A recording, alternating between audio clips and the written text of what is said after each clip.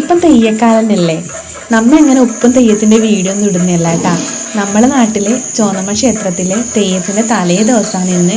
ഇവിടെ വലിയ മുടി വെച്ച തെയ്യാന്ന് കേട്ടാ. ഇത് സാക്ഷാൽ ദൈവമാണ് ചോന്നമ്മ. ആ തെയ്യത്തിൻ്റെ തോറ്റാണ് നിങ്ങിപ്പം കണ്ടുകൊണ്ടിരിക്കുന്നത്. ഇവിടെ തോറ്റ് നടക്കുന്ന സമയത്ത് തന്നെ ഇപ്പുറം കലവറയിൽ നാളത്തെ സദ്യക്ക് വേണ്ടുന്ന പണിയെല്ലാം നടന്നുകൊണ്ടിരിക്കുന്നുണ്ട്. നമുക്കൊന്ന് അങ്ങോട്ട് പോയിട്ട് അതെല്ലാം ഒന്ന് കാണാം. നമ്മ കുറച്ചു നേരം തോറ്റം കണ്ടു നിന്നിട്ട് കലവറയിലേക്ക് പോയി നോക്കിയിട്ടാ. ആടെ നാട്ടിലെ ഏട്ടന്മാരെല്ലാം കൂടിയിട്ട് തേങ്ങ ഇരകുന്നുണ്ട്. തേങ്ങ ഇരകാൻ വേണ്ടിയിട്ട് മെഷീൻ കൊണ്ടുവന്നിട്ടുണ്ട്. പെണ്ണുങ്ങ ഇപ്പുറത്തെ സൈഡിൽ നിന്ന് പച്ചക്കറിയെല്ലാം മുറിക്കുന്നിട്ട് ആണുങ്ങ ജോറായിട്ട് തേങ്ങ ഇരകലെല്ലാം ആക്കുന്നുണ്ട്. പണ്ടെല്ലാം ആണെങ്കിൽ എന്തെങ്കിലും പരിപാടികളിലും തലേ ദിവസം അല്ലെങ്കിൽ എല്ലാവരും ഒത്തുകൂടുന്നത്.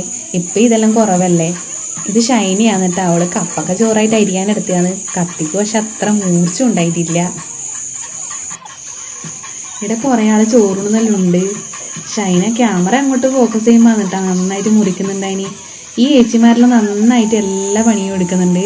നമുക്ക് അത്ര ഒരു വശമില്ല, എന്നാലും നമുക്കാവും പോലെ നമ്മയും എടുത്തിന് കേട്ടാ. അവർക്ക് നമുക്കെല്ലാം പറഞ്ഞിരുന്നല്ലുണ്ട്. നമുക്കിങ്ങനെ സദ്യവട്ടത്തിനൊന്നും ആക്കിയിട്ടില്ല, വലിയ പരിചയമൊന്നുമില്ല. നമ്മളെ കൊണ്ടാവും പോലെ അവരൊന്നിച്ച് കൂടിയേ ഇല്ലു.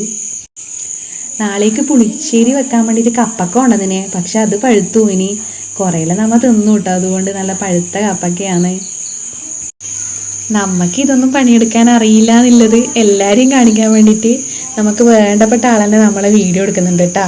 ഇവർക്ക് ഇതെല്ലാം ആദ്യമായിട്ടുള്ള പരിപാടിയാന്നുള്ള രീതിക്ക് തേങ്ങ ചിരകൽ തീർന്നേരം ബാക്കിയുള്ളവർ ചോറിനാനും വേണ്ടിയിട്ട് പോയി.